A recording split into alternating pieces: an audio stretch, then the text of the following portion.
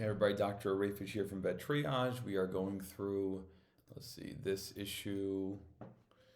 There we go. This issue, Veterinary Surgery, February of 2022. And we're going to be talking about case factors for selection of femoral component type in canine hip arthroplasty using a modular system. This is an example of what we're talking about here. So there's cementless hip replacements. There's cemented. So cementless does not include any cement. Cemented does, and this is cement in both the acetabulum and the femoral diaphysis, whereas cementless has no cement. And you can also have hybrid as well with this pattern, cemented acetabulum and cementless femoral stem. That's the hybrid model. Then there's monoblock, which is one singular structure, and then the newer ones are modular, where there's multiple components to it. So let's see, I'll make this a bit smaller so you can use it as a reference. So this study is looking at what factors determine which system, which components they use for dogs. This study comes out of a specialty hospital in Maryland, as well as the Ohio State University Veterinary School.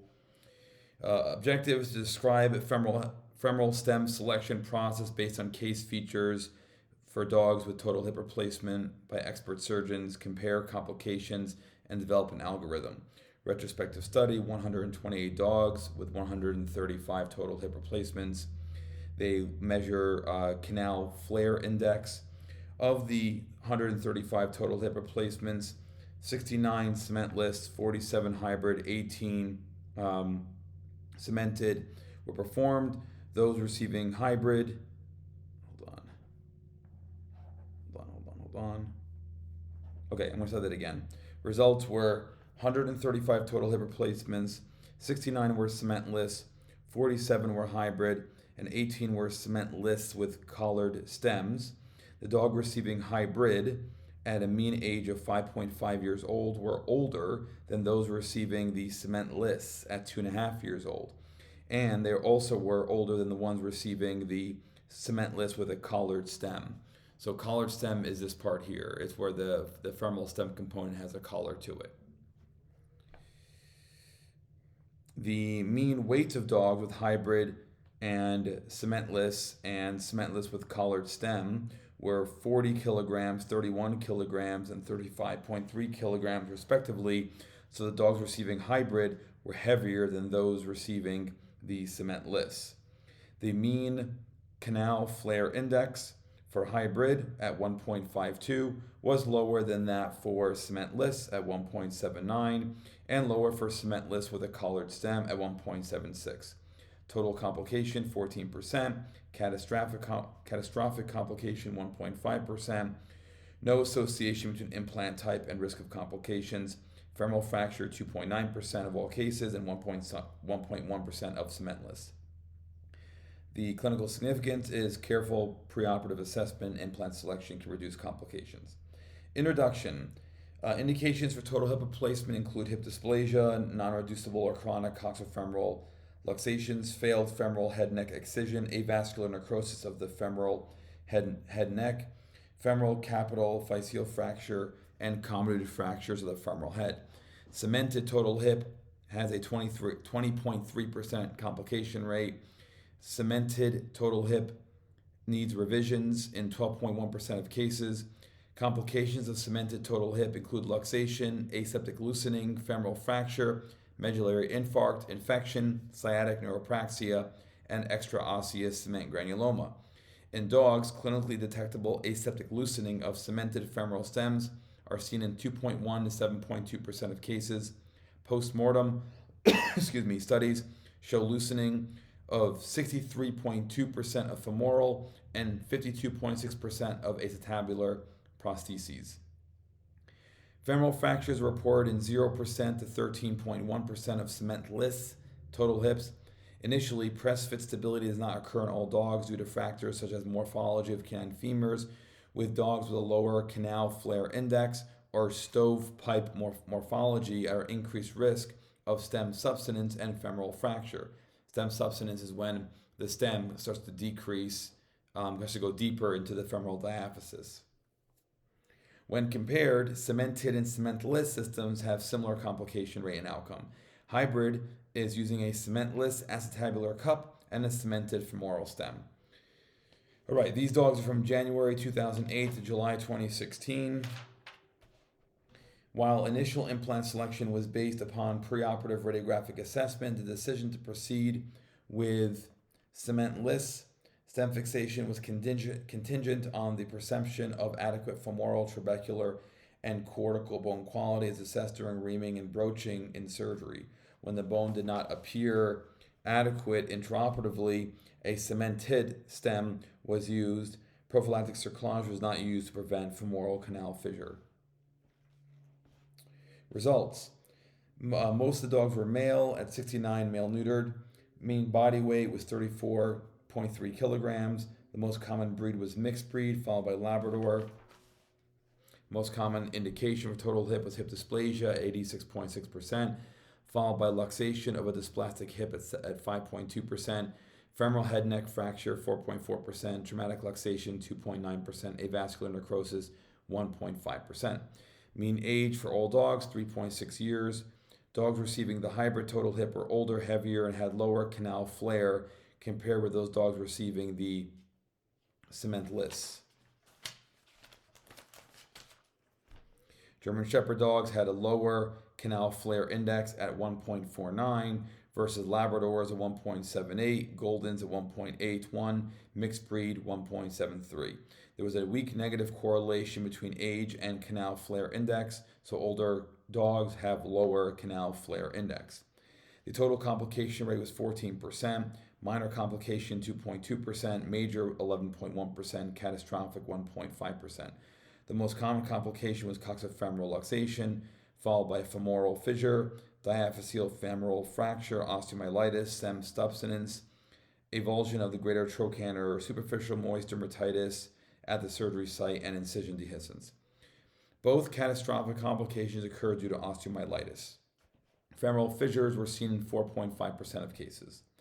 Discussion. In this study, dogs that received a hybrid total hip were older and heavier and had a lower canal flare index compared with dogs who received the cementless. Total complications, 14%. Catastrophic complication, 1.5%. Another study reported an implant removal rate of 18.6% in cemented total hips. Another study reported on uncemented hip replacements, no catastrophic failures. And then another study, a complication rate of 8.2% with cementless. Another study found explant rate of 1.2% with hybrid. The total frequency of femoral fracture in this study is 2.9%. One fracture occurred out of 48 cemented femoral components for a frequency of 2.1%. Published data shows 1.2% to 3.9%.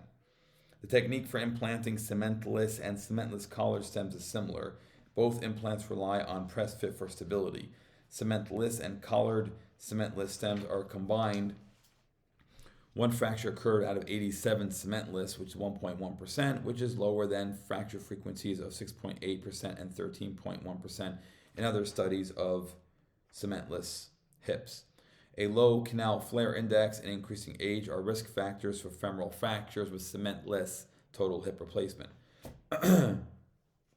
A canal flare index of less than 1.1 is a risk factor for subsidence with cementless stems.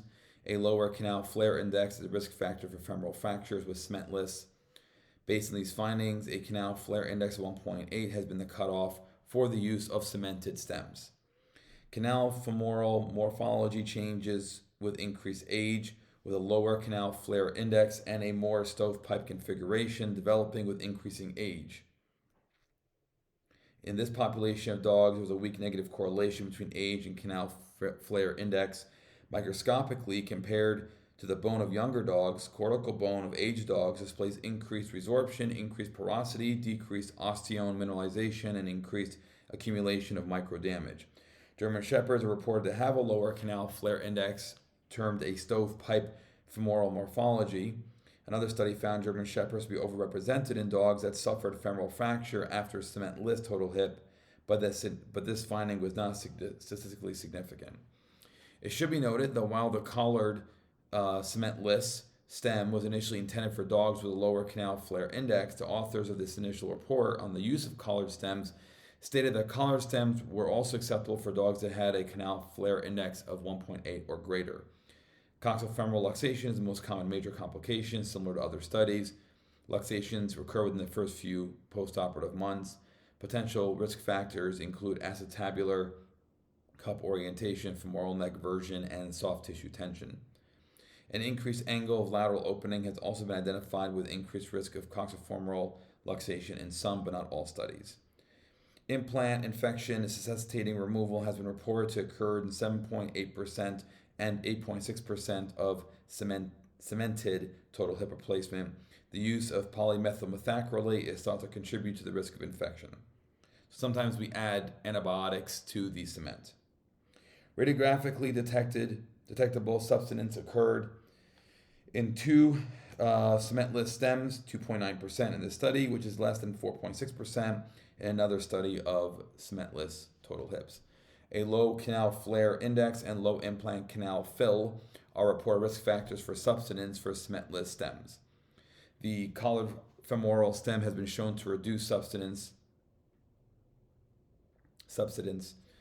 More recently, an interlocking lateral bolt has been developed for the cementless stem that has been shown to reduce subsidence in cadaveric femurs and resulted in less subsidence compared to traditional and collared cementless stems. Intraoperative or postoperative femoral fractures occurred in 10 out of 101 cementless femoral implants in that series, which is similar to numbers of fractures documented in lateral bolt cementless, collared cementless, and traditional. Another study found the mean age of dogs that experienced fracture after cementless was 7.3 years. The canal flare index less than 1.8 is a risk factor for subsidence with cementless. Lower rates of femoral fissure and coxofemoral luxations are reported as surgeon experience increases. So this is a cool algorithm they created here for this study. That's pretty cool. So if you have the age of the dog at 7 years or older, they should get a cemented stem. Less than 7 years, then you go based on weight. If they are 50 kgs or larger, they get cemented stem. If they are less than 50 kilograms, then you look at the canal flare index, and then that determines whether you use a collared or cementless. That's pretty cool there. Yes, that's the study. Good study. And also, interesting fact, I'll circle it here. I'm actually cited in this study. Nano total hip replacement in 12 dogs is one of my residency papers. There I am. And they cited me in this paper. So that's pretty cool. All right. Thanks, folks, for supporting this channel. We'll see you again tomorrow for another one. Take care.